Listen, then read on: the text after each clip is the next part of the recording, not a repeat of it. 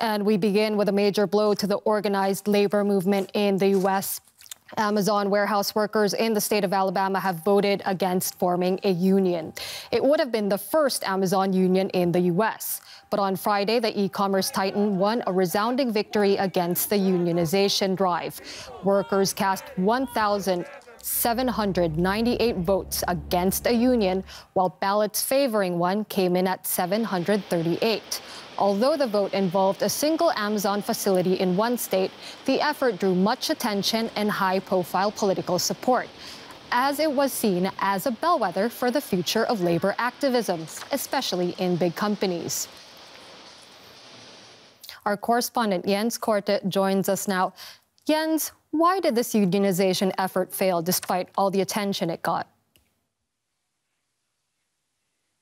Well, actually, Amazon was riding a pretty aggressive campaign. There were, for instance, mandatory meetings where those laborers had to show up, and Amazon tried to convince them at those meetings why it would be not a good idea to get unionized. And just to give you an idea what happened with Amazon in the past pandemic year, they actually hired, just in the U.S. alone, around 400,000 workers. And with that, they almost doubled the workforce in the United States. And the laborers, actually, a lot of them, they complain about the work conditions at Amazon. There was a lot of pressure, not many breaks. And so also for many of those workers, they just didn't have the time to really get informed outside of Amazon. So that also might have played a role why most of the workers actually voted with no.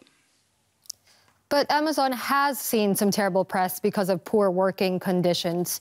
But what does this failed union effort mean then for fair labor in the United States?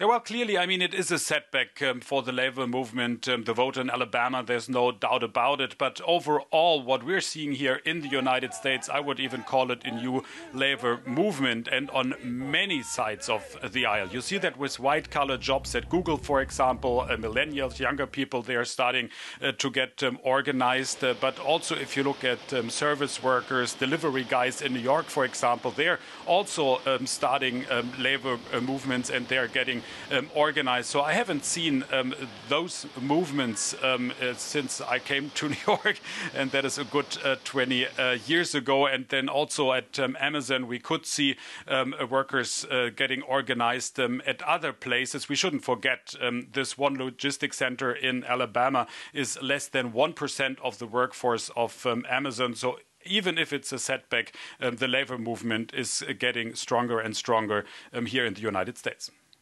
It's certainly not over yet. Thank you for all your reporting this weekend, Korte, there in New York for us. And staying with labor, the American employment market is bouncing back strongly. Employers hired nearly 1 million people in March. But Federal Reserve Chair Jerome Powell has warned for months that many jobs lost to the pandemic aren't going to come back. In the New York borough of Queens, thousands of residents now depend on food banks. Among them are people who previously donated to such causes and now, after losing their jobs, rely on charity themselves. Many of us have been left without jobs and unable to pay the rent or bills, and so we're barely surviving. In the line, laid-off cleaners, chefs and mechanics. Since the pandemic, the US economy has shed 8.4 million jobs.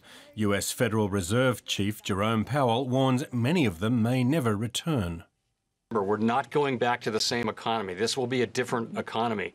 And one of the things we hear from companies is that they've spent a lot of time since the pandemic arrived looking at ways to have more effective technology and perhaps fewer people.